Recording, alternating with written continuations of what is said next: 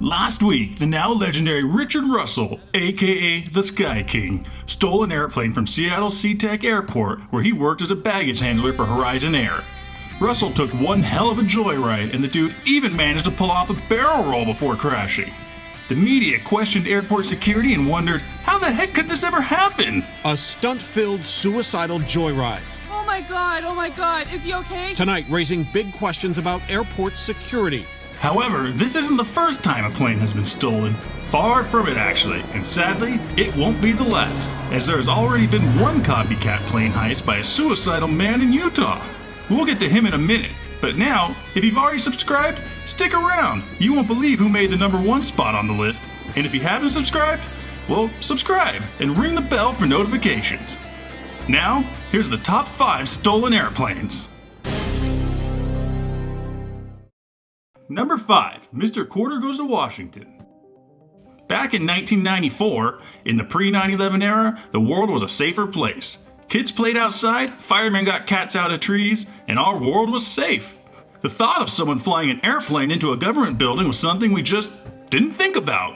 Well, until 9/11, 1994. That's right, 9/11! This morning's events began with the theft of a Cessna airplane from a small airport north of Baltimore, about 60 miles northeast of Washington. 38-year-old Frank Corder stole the plane and headed south, flying low and slow, avoiding detection by the Washington area's military and civilian airport radar systems, and entering the aircraft exclusion zone that's supposed to seal off the heart of America's capital city. Corder flew south along 17th Street, just above treetop level, buzzing Blair House, before hooking a J-turn near the Washington Monument and descending directly over formal gardens and temporary bleachers onto the White House South Lawn. The Cessna came down 50 feet short of the White House, tearing up grass and shattering against a 160-year-old magnolia tree. Bits of the plane scratched White House walls, cracked a window, and came to rest just 2 floors below the presidential bedroom.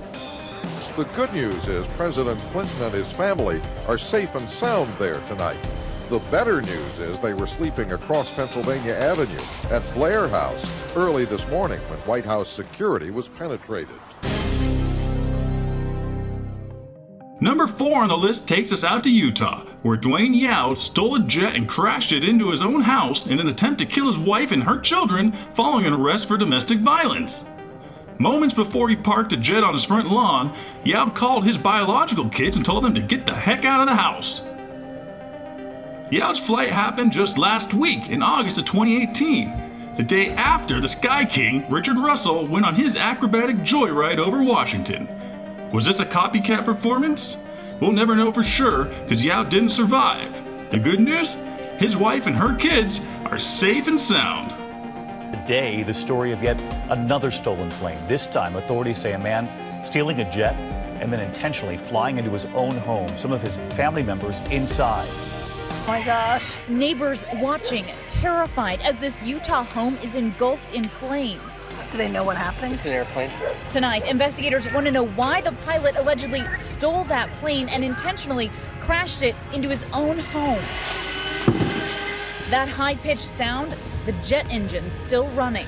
The pilot, 47-year-old Dwayne Yao, in the crash. Officials say on Sunday night he was booked on domestic violence charges and made bail.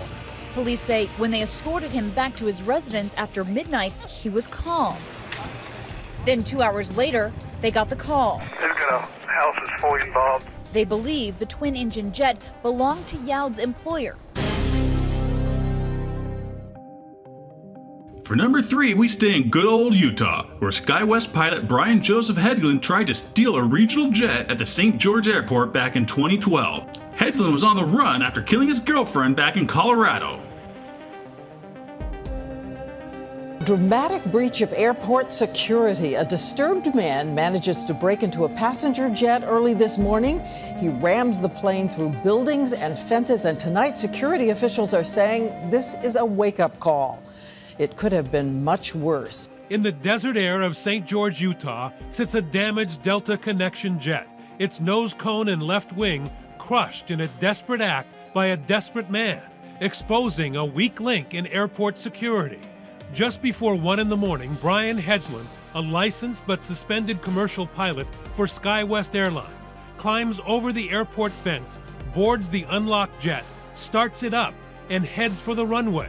But in his haste, clips the wing of another parked plane and ricochets off the taxiway, through a fence and into the parking lot, damaging the terminal itself. Pilot Hedgeland was on the run from Colorado Springs, 675 miles away, prime suspect of his ex-girlfriend Cristina Lopez Cornejo. In a reckless attempted escape from justice, Brian Hedgeland apparently tried to fly away. Failing, he himself to the jet engine still idling when police arrive. A tragedy on the personal level and a wake-up call on several security levels. Most would be surprised to learn that commercial jets are not locked and have no security code or keys to the entry door or the ignition. Anyone who knows how can just start a plane up. Number 2, the Skyking, the now infamous Horizon Air employee Richard Russell. Cell phone video captured the moment the stolen twin-engine Horizon Airlines plane does what appears to be a mid-air barrel roll before dropping down perilously above the waterline off the coast of Seattle, Washington. Oh, this is going away.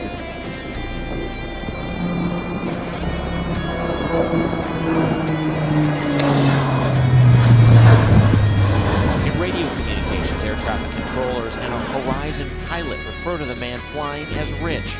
As they talked with him, it became increasingly clear the airline employee was not going to safely land the plane.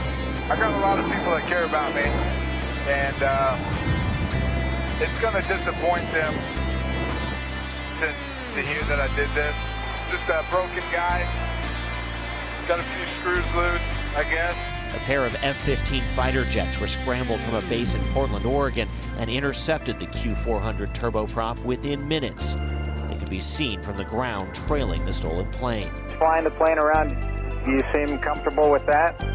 Oh, hell yeah, it's a blast, man. I played video games before, so I know what I'm doing a little bit. What the? This is probably like jail time for life, huh?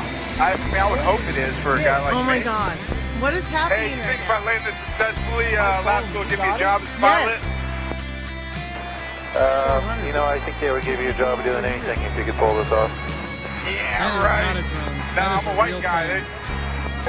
Hey, pilot guy, can this thing do a back loop-de-loop? Oh, and there's like a jet. The Skyking had no flight training, was able to steal a plane, successfully take off from a busy airport, and cruise the Washington skies for more than an hour.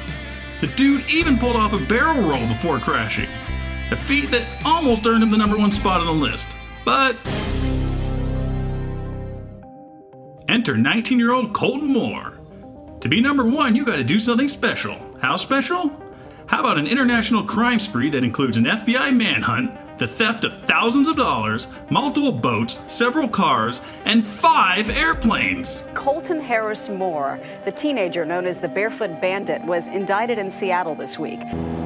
By the spring of this year, Colton Harris-Moore's audacious aerial joyrides, including 4 airplane thefts, had put him on the radar of law enforcement in 2 countries.